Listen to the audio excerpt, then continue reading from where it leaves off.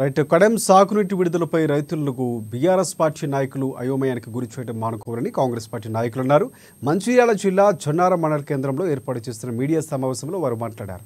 కడెం ఆయకట్టు రైతులు అయోమయానికి గురి చేసి రైతులు ఇబ్బంది పెట్టొద్దన్నారు. బీఆర్ఎస్ పార్టీ నాయకుడు జాన్సన్ నాయక్ కడెం నీరు విడుదల చేయాలని వినతి పత్రాలు ఇవ్వటం తగదన్నారు. అసలు యాసంగి పంటకు నీరు ఎప్పుడు విడుదల చేస్తారో తెలియదా అంటూ ప్రశ్నించారు. రైతులు నాయకులతో మీటింగ్ నిర్వహించి చర్చలు జరిపిన అనంతరం నీటి విడుదల ఉంటుందన్నారు. సాంకేతిక ప్రమాణాలకు అనుగుణంగా అధికారులు నీటి విడుదల తేదీలు నిర్ణయించి రైతులకు తెలియజేస్తారన్నారు. అధికారుల నిర్ణయం ప్రకారం రైతులు సాగుకు సమాయత్తం కావాలని సూచించారు.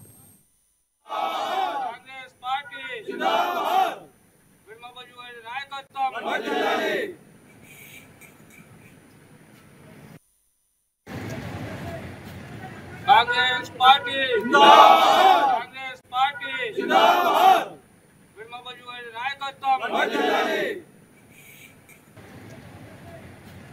కాంగ్రెస్ పార్టీ జిందాబాద్ కాంగ్రెస్ పార్టీ జిందాబాద్ ఈ రోజు టిఆర్ఎస్ నాయకుడు జాన్సన్ నాయక్ అతని అనుచరులు కలిసి కడెం ప్రాజెక్ట్ కింద ఉన్న వేసంగానికి నీళ్లు విడుదల చేయాలని వినతి పత్రం ఇచ్చేందుకు వెళ్తున్నారు. జాన్సన్ నాయకుని ఒక సూటిగా అడుగుతున్నా, నువ్వు అయితే అమెరికాలో ఉన్నావు, నీకైతే వ్యవసాయం తెలియదు, నీకు ఇక్కడ పొలం లేదు, నీకు వడ్లు అంటే తెలియదు, వేసంగి అంటే తెలియదు, ఆ వానాకాలం అంటే తెలియదు.